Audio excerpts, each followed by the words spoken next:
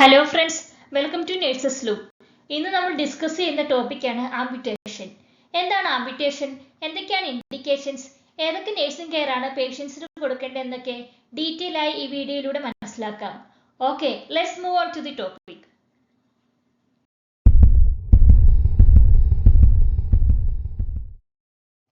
Amputation definition നോക്കാം. Surgical removal of a limb or part of a limb. ഇവിടെ limb upper അല്ലെങ്കിൽ lower limbs അല്ലെങ്കിൽ part of a limb എന്ന് പറഞ്ഞാൽ fingers അല്ലെങ്കിൽ ടോസ് ഒക്കെ സർജിക്കലി റിമൂവ് ചെയ്യുന്ന പ്രൊസീജിയറാണ് ആംപ്യൂട്ടേഷൻ. നെക്സ്റ്റ് ഇൻഡിക്കേഷൻ അല്ലെങ്കിൽ കോസസ് നോക്കാം. എന്തൊക്കെ കോസസ് കൊണ്ടായിരിക്കും ആംപ്യൂട്ടേഷൻ ചെയ്യുന്നതെന്ന് നോക്കാം. First one severe trauma or crush injury. എന്തെങ്കിലും ആക്സിഡൻറ്റോ അല്ലെങ്കിൽ എന്തെങ്കിലും ഉണ്ടായി കഴിയുമ്പോഴത്തേന് സിവിയർ ട്രോമ അല്ലെങ്കിൽ ക്രഷ് ഇഞ്ചുറി ഉണ്ടായി കഴിയുമ്പോഴത്തേന് നമുക്ക് ഒന്നും ചെയ്യാൻ പറ്റില്ല. ബ്ലീഡിങ് പ്രിവെൻറ്റ് ചെയ്യാൻ വേണ്ടി നമ്മൾ ആ ഭാഗം ആംപ്യൂട്ടേഷൻ ചെയ്യുന്നു.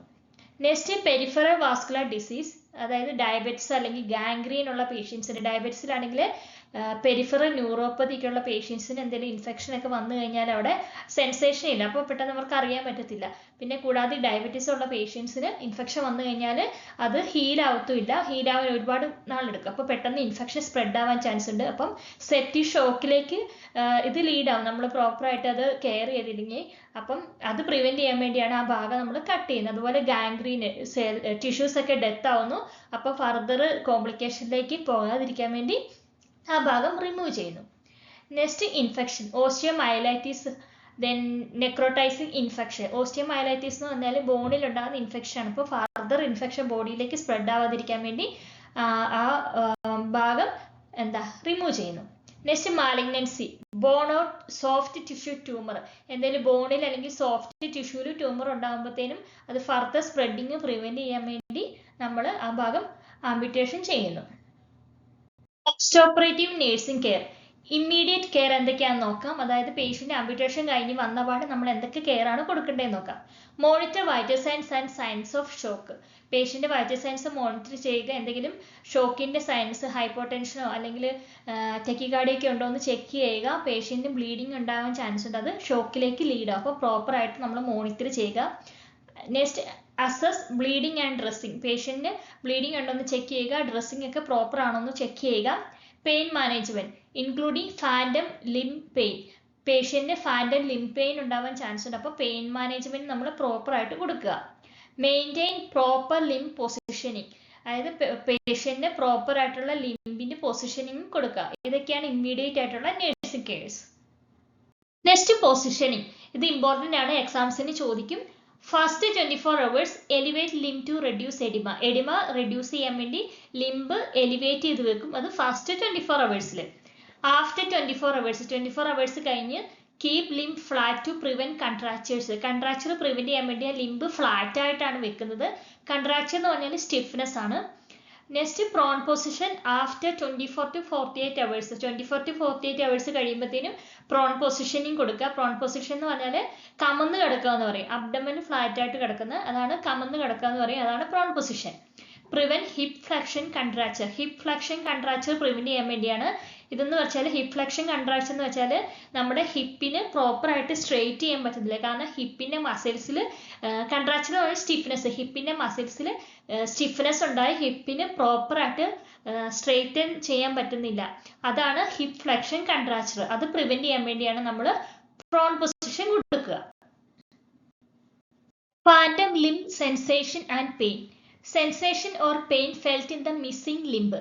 അതായത് ആംപ്യൂട്ടേഷൻ കഴിഞ്ഞ ഭാഗത്ത് ലിംബിന്റെ അവിടെ പേഷ്യൻസിന് സെൻസേഷൻ അല്ലെങ്കിൽ പെയിൻ ഫീൽ ചെയ്യുന്നതാണ് fandom limb sensation and pain. ഇത് വെരി കോമൺ ആണ്, ആംപ്യൂട്ടേഷൻ കഴിഞ്ഞ പേഷ്യൻസിൽ മിക്ക പേഷ്യൻസിൽ ഇത് കാണുന്നു. എങ്ങനെയാണ് മാനേജ് ചെയ്യുന്നതെന്ന് നോക്കാം. ഫസ്റ്റ് വൺ ആണ് അനാൽജസിക്സ്. പേഷ്യൻസിന് ഇത് റിയൽ പെയിൻ എന്നുള്ള രീതിയിൽ തന്നെ നമ്മൾ ട്രീറ്റ് ചെയ്യുക, പേഷ്യൻസിന് അനാൽജസിക്സ് കൊടുക്കുക. നെക്സ്റ്റ് വൺ ആണ് മിറർ തെറാപ്പി. മിറർ തെറാപ്പി എന്ന് പറഞ്ഞാൽ ഈ പിക്ചറിലുള്ള പോലെ പേഷ്യന്റ് മിററിന്റെ ഫ്രണ്ട് നിൽക്കും. അപ്പോൾ മിററിൽ എപ്പോഴും നമ്മുടെ റിഫ്ലക്ഷൻ ഓപ്പോസിറ്റ് ആയിട്ടാണ് കാണുന്നത്. എക്സാമ്പിൾ പറയുകയാണെങ്കിൽ ഞാൻ റൈറ്റ് ഹാൻഡ് കൊണ്ട് എഴുതുവാണെങ്കിൽ മിററിൽ എനിക്ക് ലെഫ്റ്റ് ഹാൻഡ് എന്ന രീതിയിലാണ് കാണുന്നത്. ഓക്കെ, മിറർ തെറാപ്പിയിൽ പേഷ്യന്റ് മിററിന്റെ ഫ്രണ്ടിൽ ഇരിക്കും, എന്നിട്ട് അവരുടെ നോർമൽ ആയിട്ടുള്ള ലെഗ്, ഇവിടെ ആംപ്യൂട്ടേഷൻ കഴിഞ്ഞത് 1 leg ആണെന്ന് വിചാരിക്കുക, അപ്പം നോർമൽ ആയിട്ടുള്ള ലെഗ് മൂവ് ചെയ്യുന്നു. അപ്പം അങ്ങനെ മൂവ് ചെയ്യുമ്പോൾ റിഫ്ലക്ഷനിൽ കാണുന്നത് ആംപ്യൂട്ടേഷൻ കഴിഞ്ഞ സൈഡിലത്തെ ലെഗ് മൂവ് ചെയ്യുന്ന പോലെയാണ് റിഫ്ലക്ഷനിൽ കാണുന്നത്. അപ്പം ഇത് ബ്രെയിനിനെ ട്രിക്ക് ആക്കുകയാണ്. അപ്പം ബ്രെയിൻ ചിന്തിക്കുകയാണ് മിസ്സിൽ ലിംബാണ് നോർമലി മൂവ് ചെയ്യുന്നുള്ള രീതിയിൽ ബ്രെയിനിനെ നമ്മൾ ട്രിക്ക് ചെയ്യുകയാണ്. അപ്പം അതുമൂലം എന്താ പെയിനും ഡിസ്കംഫർട്ടും റെഡ്യൂസ് ചെയ്യുന്നു. അതാണ് മിറർ തെറാപ്പി. ബ്രെയിനെ നമ്മൾ കൺഫ്യൂസ് ആക്കുന്നു, അല്ലെങ്കിൽ ബ്രെയിൻ നമ്മൾ ട്രിക്ക് ചെയ്യുന്നു. അതായത് മിററിന്റെ ഫ്രണ്ട് ഇരുന്നിട്ട് നമ്മൾ അങ്ങനെ നോർമലിലേക്ക് മൂവ് ചെയ്യുമ്പോഴത്തേനും ബ്രെയിനിനെ ട്രിക്ക് ചെയ്യുകയാണ്. ബ്രെയിൻ വിചാരിക്കുന്ന ആംബിറ്റേഷൻ കഴിഞ്ഞ ഭാഗത്തെ ലിംബാണ് മൂവ് ചെയ്യുന്നത്, അതായത് അത് നോർമലി മൂവ് ചെയ്യാന്നുള്ള ബ്രെയിനെ ട്രിക്ക് ചെയ്യുന്നു. അതുമൂലം പെയിനും സെൻസേഷനും കുറയുന്നു. അതാണ് മിറർ തെറാപ്പി. നെക്സ്റ്റ് വൺ ആണ് ടെൻസ് അല്ലെങ്കിൽ ട്രാൻസ്ക്യൂട്ടേനിയസ് ഇലക്ട്രിക്കൽ നെർവ് സ്റ്റിമുലേഷൻ എന്ന് പറയും. അതായത് പേഷ്യന്റ് പെയിനുള്ള ഏരിയയിലെ നെർവിനെ സ്റ്റിമുലേറ്റ് ചെയ്യിപ്പിക്കും, ഇലക്ട്രിക്കൽ ഇമ്പൾസസ് വഴി സ്റ്റിമുലേറ്റ് ചെയ്യിപ്പിക്കും. അപ്പം ബ്രെയിനിലേക്ക് പെയിനിന്റെ സെൻസേഷൻ പോകുന്നത് അത് ബ്ലോക്ക് ചെയ്യും. അതുമൂലം പേഷ്യൻസിന് പെയിനും ഡിസ്കംഫർട്ടും കുറയും.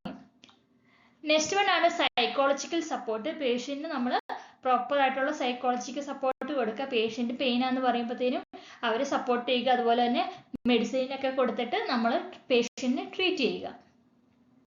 കോംപ്ലിക്കേഷൻസ്: ഇൻഫെക്ഷൻ, ഹെമറേജ്, കൺട്രാക്ചർ എന്ന് പറഞ്ഞാൽ സ്റ്റിഫ്നെസ് ആണ്. അപ്പം പ്രോപ്പർ ആയിട്ടുള്ള പൊസിഷനിങ് ഇല്ലാത്തതുകൊണ്ടാണ് കൺട്രാക്ചേഴ്സ് വരാൻ ചാൻസ് ഉള്ളത്. അതുകൊണ്ട് പേഷ്യന്റിന് പ്രോപ്പർ പൊസിഷനിങ് കൊടുക്കുക. ഡീപ്പ് വെയിൻ ത്രോംബോസിസ് അല്ലെങ്കിൽ DVT, വെയിൻസിൽ ക്ലോട്ട് ഉണ്ടാവുന്നു, അതുമൂലം DVTയിലേക്ക് ലീഡ് ചെയ്യുന്നു. ഈ DVT മേ ബി ലങ്സിൽ അക്യുമുലേറ്റ് ആയി അത് പൾമണറി എംബോളിസം വരെ ആകാൻ ചാൻസ് ഉണ്ട്. അപ്പോൾ ഇതൊരു മോണിറ്റർ ചെയ്യണ ഇത് വലിയൊരു കോംപ്ലിക്കേഷൻ ആണ്. Next delayed wound healing. മെയിനായിട്ട് കാണുന്നത് DM പേഷ്യൻസിലാണ്. അപ്പം അവർക്ക് ഓൾറെഡി ബ്ലഡ് ഷുഗർ ഹൈ ആയതുകൊണ്ട് അവർക്ക് വൂണ്ട് ഹീലിംഗ് പ്രോപ്പറായിട്ട് നടക്കുന്നില്ല. അപ്പോൾ ആംബിറ്റേഷൻ കഴിയുമ്പോഴത്തേനും വൂണ്ട് ഹീലിംഗ് ഡിലേ ആവാൻ ചാൻസ് ഉണ്ട്. വൂണ്ട് ഹീലിംഗ് ഡിലേ ആയി പ്രോപ്പറായിട്ട് കെയർ ചെയ്തില്ല അത് ഇൻഫെക്ഷനിലേക്ക് ബ്ലീഡ് ചെയ്യാം. Rehabilitation: first one stump care. Amputation കഴിഞ്ഞ ഭാഗത്ത് റിമൈനിങ് ആയിട്ടുള്ള പോർഷൻ ആണ് സ്റ്റംപ്. അവിടെ പ്രോപ്പറായിട്ട് കെയർ ചെയ്യുക, ക്ലീൻ ആൻഡ് ഡ്രൈ ആക്കി വെക്കുക. Next range of motion exercises. ഇത് കൺട്രാക്ചർ പ്രിവെന്റ് ചെയ്യാൻ വേണ്ടിയാണ് റേഞ്ച് ഓഫ് മോഷൻ എക്സസൈസ് കൊടുക്കുക. Next prosthetic training. Prosthetics fit ആകാൻ വേണ്ടിയുള്ള ട്രെയിനിങ് ആണ് കൊടുക്കുക. അത് മെയിനായിട്ട് കൺട്രാക്ചർ പ്രിവെന്റ് ചെയ്യാനുള്ള എക്സസൈസ് കൊടുക്കും. പിന്നെ മസാജ് ചെയ്യാൻ പറയും പേഷ്യൻസിനോട്.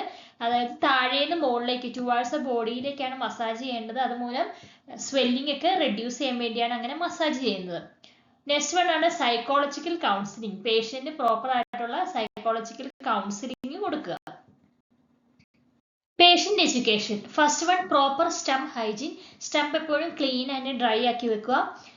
Skin inspection daily. പേഷ്യന്റിനോട് സ്കിൻ എപ്പോഴും ഡെയിലി ഇൻസ്പെക്ട് ചെയ്യാൻ പറയുക. അതുമൂലം എന്തെങ്കിലും ഇൻഫെക്ഷൻ ഉണ്ടോ അല്ലെങ്കിൽ റെഡ്നെസ് ഉണ്ടോ പസ് ഉണ്ടോ എന്നൊക്കെ നമുക്ക് കണ്ടുപിടിക്കാൻ പറ്റും. അതിനുവേണ്ടിയാണ് സ്കിന്നിന് ഡെയിലി ഇൻസ്പെക്ട് ചെയ്യാൻ പറയേണ്ടത്.